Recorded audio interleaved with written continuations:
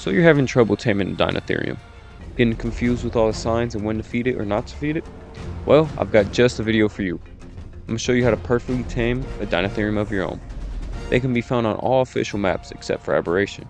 If you have Bob's Tall Tales, I'd recommend to use the gene scanner to find one. It'll save you so much time in the long run. They have a chance to spawn in groups up to 4, and while you can try and tame all 4 at once, it's a lot easier just to single out one and lead it away from the group, or kill the rest of the group. Once you have your ghetto elephant singled out, time to start the taming process.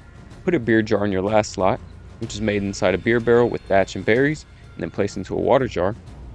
Make sure you don't have any tames nearby, as the Deinotherium is very aggressive towards tames. Personally, I like using the pyromane for this part because all you have to do is pop it on your shoulder once the Deinotherium starts sniffing for your beer. I would advise you not to wear any ghillie for taming because it can make it harder for them to sense where you are. You'll know when the process is started when you hear battle music and the Deinotherium faces you. If its ears are out and its trunk is resting curled down like how it is here, that means the creature is in a docile state and approachable. If the ears were tucked back or it was resting its trunk to the side, then that is an aggressive stance and you need to back away to reset it. When the Deinotherium is in a docile stance, there are a few animations that it can do. Whether it's wiggling its ears or shaking its head back and forth, there's a chance for it to take the beer with certain movements giving more effectiveness.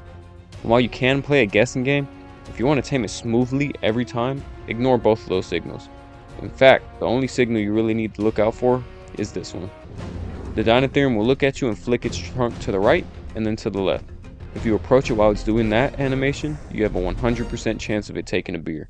I've tested this on over 10 Deinotheriums and even tried it out on official servers, and I can confirm that every time the Deinotherium does that specific animation, it will take a beer from you.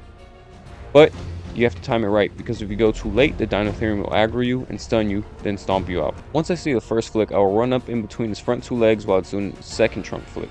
After some more testing, I noticed that it doesn't matter when the animation is played. Whenever it happens, you can feed the elephant. It can be after 5 other animations, or it could be the second one.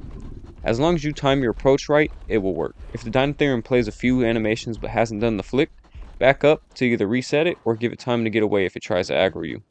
Don't worry about it accidentally getting hit by wild dinos, or even if you accidentally shoot it, as it won't lose taming effectiveness from getting hit. Just rinse and repeat the process until tamed, and there you go.